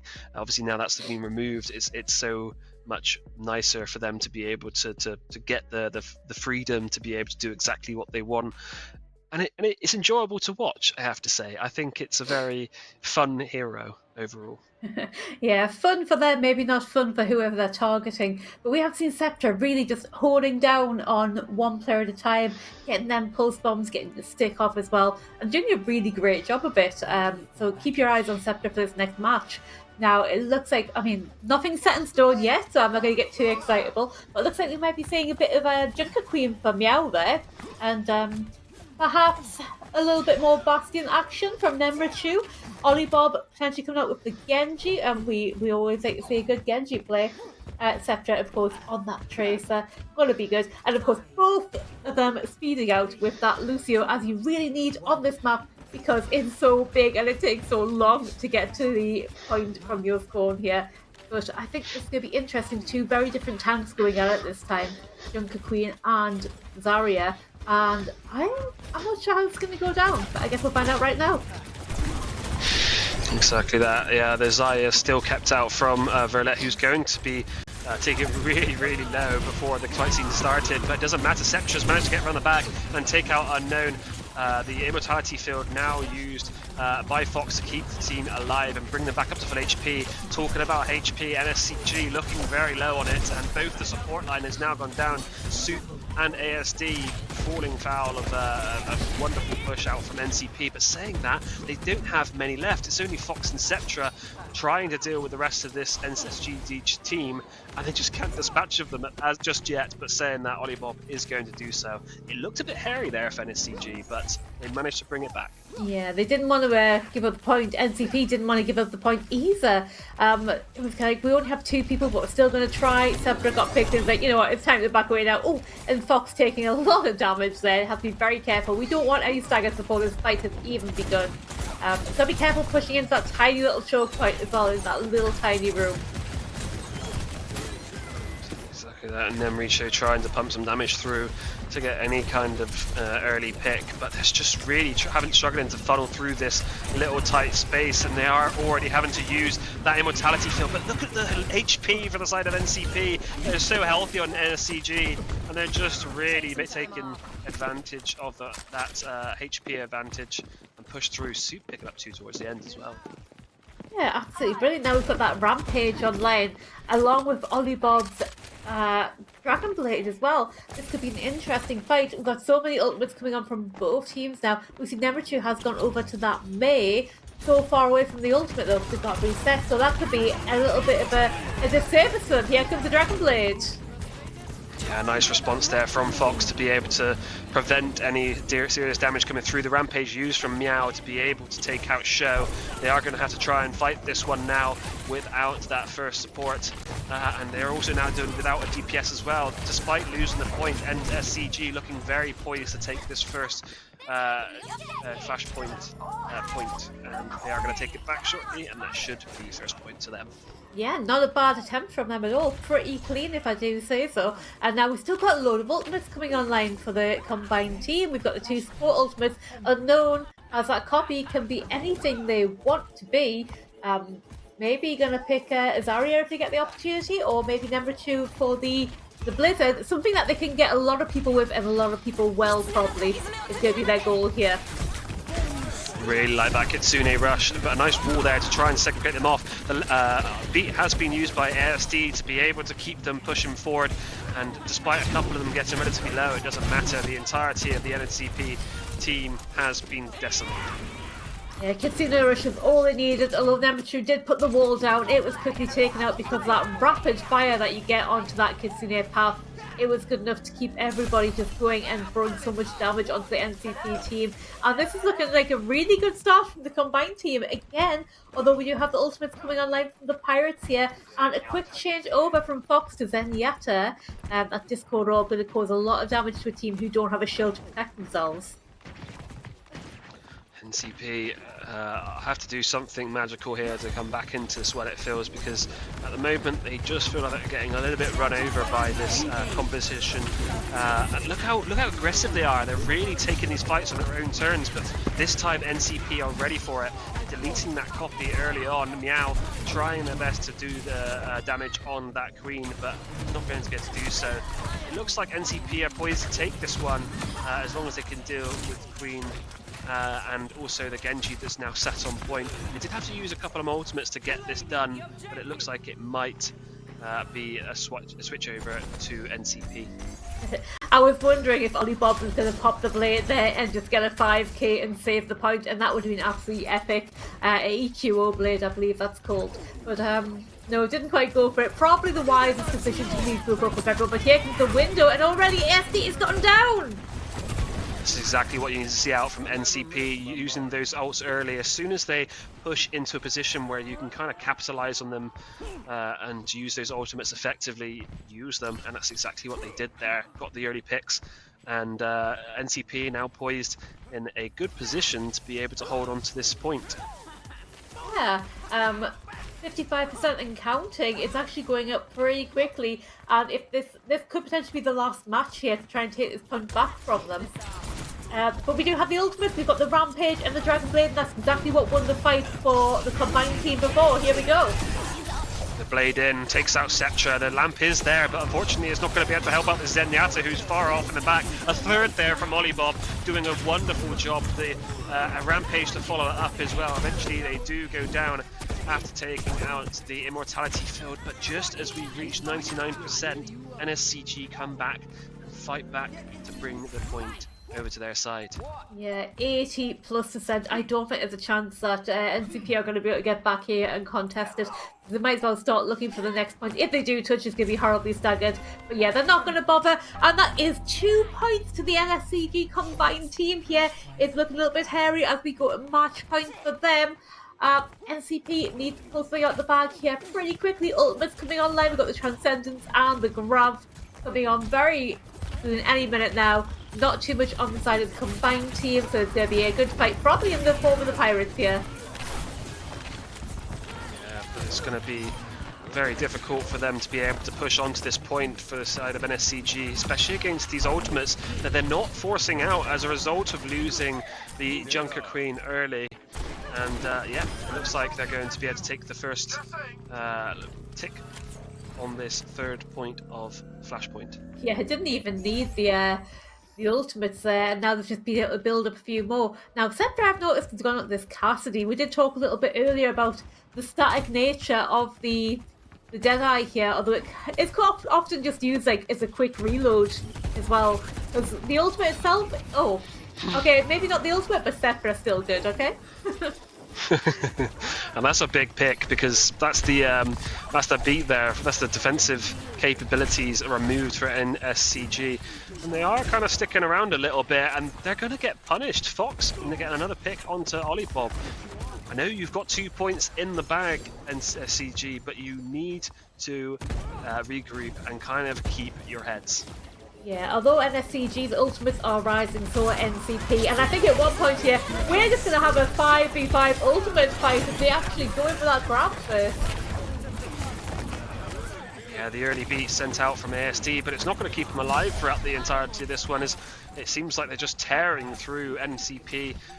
Well in control now, it feels, as they had 2 defensive ultimates, two ultimates, support ultimates to be able to use coming into this next fight, and they're going to desperately need that because Olibob is coming up on the blade. It feels like they're a bit in the driver's seat now. Yeah, a complete swing of momentum here, and we see it quite often on the Flashpoint map, a mini reverse sweep, not across the whole series, but definitely on this map, and we could be seeing it here. NSCG need to think about their strategy a little more because that was not a good point for them whatsoever. You need to think about what changes that the Pirates have done and how they combat them. This game could quickly slip away from NSCG if they're not careful here. The blade has come out from Olibob, forced out the ultimate from Fox. The Rampage is there to be able to get the ante onto everybody, but he's not going to do enough by the looks of things. Saying that, they are even now with 3 players each on each side. No support still up for the side of NCP, but they're really, really low, and eventually Show is going to have to go down. The response now onto ASD is there, but I think that it's probably going to be NCP's fight, unless Unknown can do a absolute wonderful hold there on the Echo. Yeah, it's a good idea there from Meow to go in with that Rampage while Fox is in the Transcendence. It's a case of, I don't want to wait this out, we need to make the push now, we need to be quick, and if I can, stop everyone else from being healed by this, it makes your ultimate null and void. But unfortunately didn't quite manage to do what they needed to do there. But here we go, it's going to be another big fight. Deadeye maybe for NCP. Soup coming through with a nice kill onto Fox there, doubled up with Olibob down that left hand side to be able to deal with it. The High Noon now coming out from Sceptra to try and get anything they possibly can, but the bubble is there from Verlet to be able to stay alive. Meow, who I think Unknown copied the Zaya, so that was where the bubble came from. I was a little bit confused there for a little bit, but they do have the grab now still to work with Verlet if they want to use it. Deciding to hold on to it, I like that decision, realising they still have a couple of fights in them as long as they don't get staggered here, which is exactly what's happening to Nemrichu. If they don't get that respawn done quickly, they could be staring the barrel of the last fight territory. Yeah, props to NSCG for being kind to Nemritu. They could have held on to that for a lot longer and really punished that May for being there. But yeah, 77%. Pirates need to take this win and they need to take it quickly to have any chance of still being in this fight. Ooh, unlucky. An early pick from NSCG is going to now put them in a very difficult position. The Blizzard as well coming out from Nemritu is just trying to get something onto the point, but they can't get there. The grab, they had all the ultimates to be able to do it, but the early pick through the ult from Show was just enough to be able to keep them in a good position. And yeah, I mean, NSCG answering back, it's backwards and forwards between these maps, and Meow on this Queen had a wonderful showing. It looked a bit dicey after that first point for the side of NSCG, but they managed to compose themselves and bring it home the last couple of fights. Yeah, we knew this was going to be a good match today, and it's not disappointed so far, hasn't it? Been very backwards and forwards. Thought NCP might have pulled that back to a 2-3 finale on that Flashpoint map. Couldn't quite manage it, but just still managed to get the one. We are now at 2-1 to the NSCG combined. Yeah, 2-1 to the NSCG, yeah. Yes. I get confused when it's not a 3-0. You know, casters can only count to 3 usually. Maximum 5. I'm very special. I also do cheerleading, so I can count to 8. But in general, we don't go past 3. As we found out yesterday, I could not count at all for whatever reason. I think I'm going to blame it on tiredness, but yeah, 100%. What a great map that was. It looks like eventually they'd probably have to call it a day and potentially look to build up their ultimates, and that's exactly what NSCG did towards the end, realizing that actually they were taking a lot of poor fights. The Genji blade into the Rampage was just not enough. It wasn't coupled well enough to be able to get the job done. So understanding, okay, we need to look to reset our economy here, build them up, and have one last decent push. We have a decent amount of percentage on the point, so just get those ultimates, get the point back over into our favor. And they did it off the back of a relatively dry fight as well, did NSCG. So overall, I think a very good showing from them. Yeah, I think there was just that little bit of stagger at the end. It was just a little bit too much for the Pirates, and they did struggle to get a full team back. And then early pickoffs, again, we've talked about this before. One person gets out of position and they go down, and then that's a 4v5. You can't push into that. And 9 times out of 10, you're not going to win that. You have to be really careful, about getting picked off before the fight has even begun. I mean, usually it's by something like a Widowmaker or, a Tracer sneaking around behind, but that time it was just a stray shot, I think, just straight in the face. And it's unfortunate, but it does happen. They've got to be really cautious. That tank needs to lead the way, keeping everybody healthy, using whatever they can. Communication's the key as well. I'm low, please can you use your shout? I'm in trouble, please can you use a bubble on me? Put your shield up. I'm sure these teams are communicating great, but unfortunately, if you go down, if everything is shooting at you can just go down in a second, you wouldn't even have time to talk. Yeah, that's exactly what happened. Unknown on that Echo with an early pick, just absolutely shut that push down before it even got started. And yeah, I mean, what a great final fight from them. We do have news that the next map is now ready, and it is going to be New Queen Street. The first time that we've actually managed to get to the push map today. Obviously, the previous game going 3-0 in favour of GCSL, so this one could potentially go the full 5 maps if we see the NCP Pirates push back once more after losing the lead in the first map. They picked up the second. The third then went to NSCG, as we just saw. And if it's anything to go by, if it's going this back and forwards, then could see them win again. Yeah, yesterday during the showdown, Puppy and I cast an incredible push map game. It was so backwards and forwards, like literally neither team would give an inch. And I really think we could see that again with these two teams, because they're both so equally matched here, aren't they, Puppy? And it's just incredible. We like good games where it's not so one-sided. So I think fighting over this bot, this could be one to watch as well. This could be an incredible backwards and forwards game. Yeah, it seems like it's so rare to see such a close game on push, because the ability to snowball is so like prevalent within this game mode. it's impossible sometimes to push back into a team when they've just got so much an advantage after that first fight, and especially when they get that first point in the respawn advantage. It can be like fighting an uphill battle, especially if you don't have the ultimate economy to do so.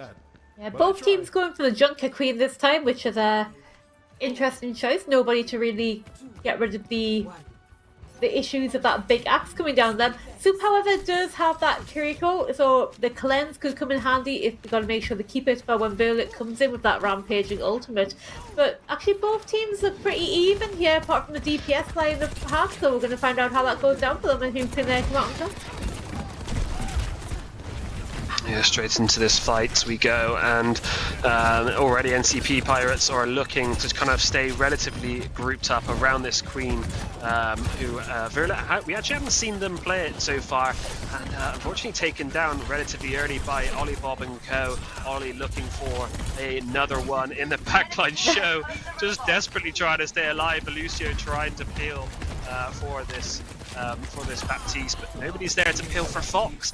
Fox goes down, and it looks like the push is going to start in the favour of NSCG, unless Nemricho has anything to say about it. It's just ASD, Soup, and Unknown on the point, but Unknown is going to have to look to back off.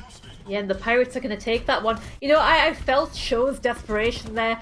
He's like trying to heal everybody else while also being attacked themselves. In his case, what do? You don't want to let your team die, but also if you die, your team's going to die as well. So it's always a difficult life being a support player. I completely understand. Another early pick there, Nemrichu getting a little bit overstepping the mark, overheating there. The Queen is able to jump on top of you so quickly, especially if they land that knife onto you and pull you closer to them. The lamp has to be used because here comes the Rampage, picks up 3. Verlet doing a great job trying to negate it, but unfortunately they are going to fall foul. Yeah, it just wasn't able to keep everybody up that much. Fox getting really close to that beat, but that's going to be a little bit too late at this point. However, we have got ultimates really close to being online here. Kitsune Rush is nearly ready for Soup. And that Dragon Blade very nearly ready for Olivon as well. Fox is going to have to try and build up that beat a little bit quicker to protect his team from it. You see NCP taking the high ground here, apart from Verlet, who is down on the ground ready to slice people with the axe and knife. With the supports as well of that Lucio, but here comes the Genji in through the back. They don't have the beat up just yet. 94% it was on, so Show is unfortunately going to go down to that one. They're up 1, but in response there from Sceptra onto Unknown, but without the support there now from NCP, you've got to think it's going to be very difficult for them to win this one, and that it is as they push it over this first checkpoint. That is another painful support moment when you're literally 2% away from your ultimate on a beat or a transcendence, and then, you know, the big one comes in like the nano blade or something, and you're like, oh, if only it was a second later. But I think Ollie Bob knew that. I think he knew it wasn't ready and could sense that it was a good time to do. Otherwise, he would have made sure Fox was dead first. Great knowledge from them to be able to use it at such an opportune time. That's a 5-man Rampage, but a great beat out from ASD. The Pulse Bomb has gone out onto Soup just ahead of them before going down themselves. So that's a nice pick out onto the Kiriko. A nice cleanse as well out from Show to keep Nemrichu, who's being pressured by this Genji of Olivon, who's been doing fantastic so far. They should get to the control of the point as soon as they deal with Meow. Yeah, that was actually such a huge rampage there, and I'm low-key, I'm pleased that NCP got that at the end because it deserved that 5-man rampage. I'm not sure if Soup had the cleanse available to them because they did go on the beat instead. Obviously it would have been more economic not to use that ultimate, but I guess if you haven't got it, you haven't got it. It looks so difficult for them, and it looks like the onslaught is not going to stop. Sceptra picking up an early pick, but it's now 2 for 2 as it looks like Show is going to get pressured out once more. Meow is going to dispatch of them, and that's it. They're pushing directly back into the NFG's favour. Yeah, back into blue territory. That was a really quick, clean team fight, and just the Kitsune Rush was committed there. And again, we see Ollie Bob with nearly 90% of that Dragon Blade, and Fox so far away from the beat here. So if this goes off again, it's going to be another clean fight for him, and it looks like he's just trying to build it up. Back again over that halfway mark as well, so we now have the spawn advantage. Wonder if that was a little bit of a bait there from Ollie Bob. Session directly up into the air to try and bait out any kind of beat. Slashes down one, but on the other side, the entirety of the NCP team have just decided to ignore the blade and get up in the faces, but it's not going to work out for them. They don't have the supports in the backline. Yeah, Ollie Bob found one, but nobody else is really there. Sceptra will be in a little bit of a difficult position here, and is going to get found, and that is going to be a really big stagger. That is a good extra 10 seconds or so they're going to have to wait for the Tracer to come back now. Lots of ultimates coming online from the Pirates, though. I think they're definitely going to hold this fight. If nothing else, Sceptra is probably going to be looking for a nice pulse bomb. SCG looking to ideally get this one closed out before they have to go to a game 5, get that revenge on this NCP team who beat them previous showing of the two of them. They just have to deal with the last couple of these two, and NCP will bring it back off the back of a nice tactical visor there. Nemrichu leading the team. Yeah, the tactical visor on that Kitsune path. It's so fast, it's so deadly, and if you don't get out the way within a few seconds, you're just going to get absolutely mowed down. Now, the forward spawn has been lost for the NSCG here, so let's see if they can manage to regroup. I think they all got the forward spawn, and we got a copy here. Another Junker Queen. Rampage into the backline has picked up 2. Soup able to cleanse themselves, and Ollie Bob dealing so much damage. Feels like they're having an absolute whale of a time on this Genji, as the rest of the team is going to fall swiftly afterwards. Tracer's the only one left in the backline, recall used. Hopefully doesn't get staggered here, as if they do, they're going to probably be in a very difficult position to be able to get back. But a switch over to Mauga. Oh, now Mauga has actually received quite a bit of a buff lately, so this could really work in their favour. But has Verlet had the time to sort of try this out and actually work out how this is working for them? Taking a lot of damage and just running into the back line there. But Ollie Bob has already picked up a pick onto Nemrichu. The point does come out from NCP, but it's probably going to be all for naught, as the rest of the team is now speeding through them as soon as that beat has dissipated. And Ollie Bob picking up 2, Meow having a whale of a time on this Junker Queen as well. Yeah, there was a great cleanse there from Show when Verlet did get that nade on the Rampage. Oh, people just staggering out here and getting picked off is not what you want to do when the NFC trio are on match point. Blade coming out from Ollie Bob, a nice boop away to prevent them from getting too much damage done. Ollie Bob in such a sliver of HP. Sceptra actually gets it with the Widow Mine. Verlet is going to try and get up and stop this point from being pushed any further. Is on such low HP on this Mauga. Unfortunately, the lamp is not going to be enough. But Sceptra has picked up 2. That's really strong from them to be able to keep this one going, as they picked up a 3rd and potentially a 4th onto Meow. What a pickup here from Sceptra, switching over to the Widowmaker. Oh my god, this is giving me vibes of an Overwatch League game where they had to get to the point back really quickly, and the casters are screaming, "Why have you gone Widowmaker? Go Doomfist or something!" And it was Carpe, and Carpe just literally got a 5k on Widowmaker, and it was beautiful. And that's the Sceptra vibes. That's the vibes they're giving me right now. They're able to take this fight on a bit more of their terms now that Verlet doesn't have to charge in and potentially forfeit their life. And they've already got that pick now onto Unknown. This Mauga is going to push forward with the Cardiac and try and do a little bit more damage. Those changes coming to heal themselves a little bit more. They do have the cage fight now available, and they are going to use it after the Rampage has been expended from themselves. The anti is there onto Show, who managed to stay alive with a sliver of HP. The dash in from Ollie Bob into the cage fight is not where you want to be.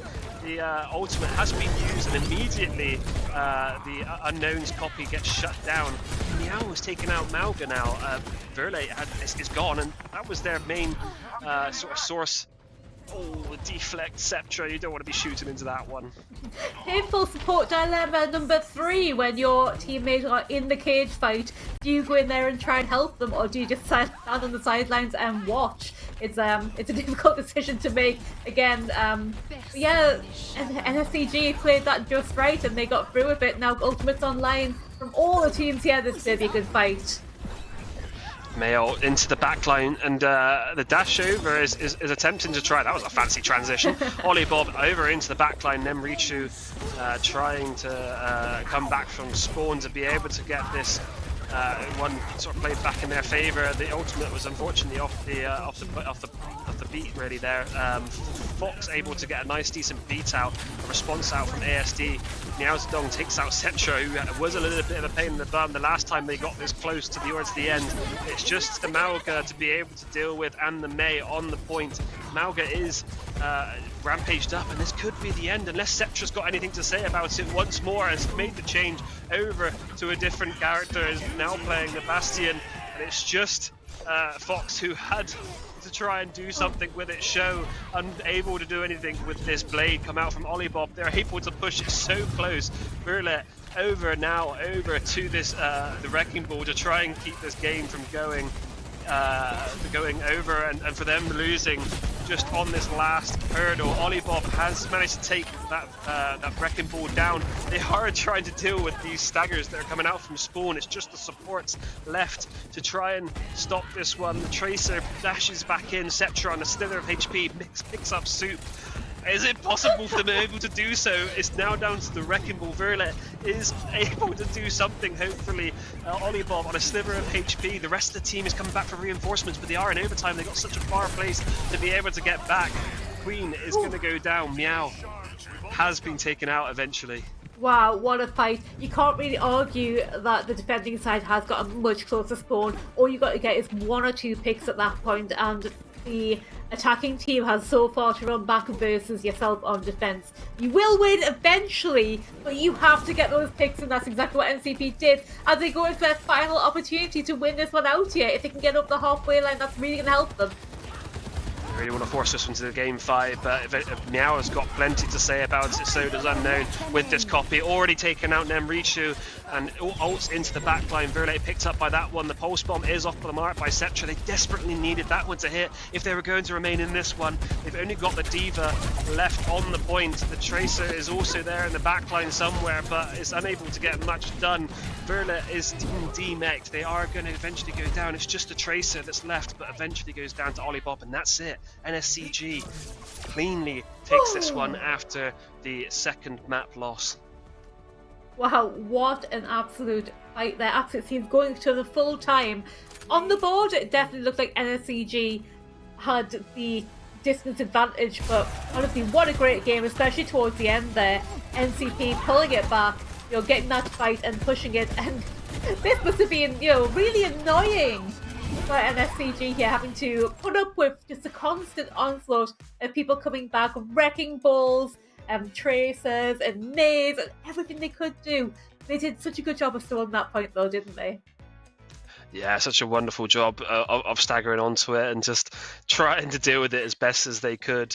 But unfortunately, the hero antics of Cetra was not enough to be able to stall it out and get the push back in their favour.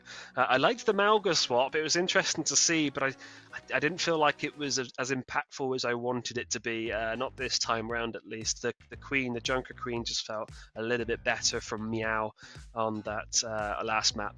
Yeah, but lots of characters seen there, lots of different, and we did see Widowmaker, which we weren't expecting to see. Brilliant from Cetra. But at the end of the day, congratulations to NSCG combined. You will be going to the semi-finals today with Mithracian's Pirates. That was another brilliant showing. We've had some great games today, Puppy. But I've got to ask you, who is it? Who is the MVP? Why don't you tell me yours first? Oh, mine! I want to hear your opinion first. All right, well... I don't want to be jaded. I don't want you to be jaded by my opinion. It's a difficult one because, as we always say, everybody played really hard today. Both teams as well. It would be easy to give it to anybody on the NCP side as well. But I want to give it to Meow, I think. Great tanking there, great Junker Queen, great Zarya, good range of heroes, and just did an absolutely sterling job at leading that team today. Yeah, I think I'm going to have to agree with you there. The support lineup, I have to give a shout out to the likes of ASD, who did such a wonderful job on the Lucio, especially during that last map. The beats have always been on point throughout the entirety of the series from both Lucios, but I think Meow at the front was always there leading the charge.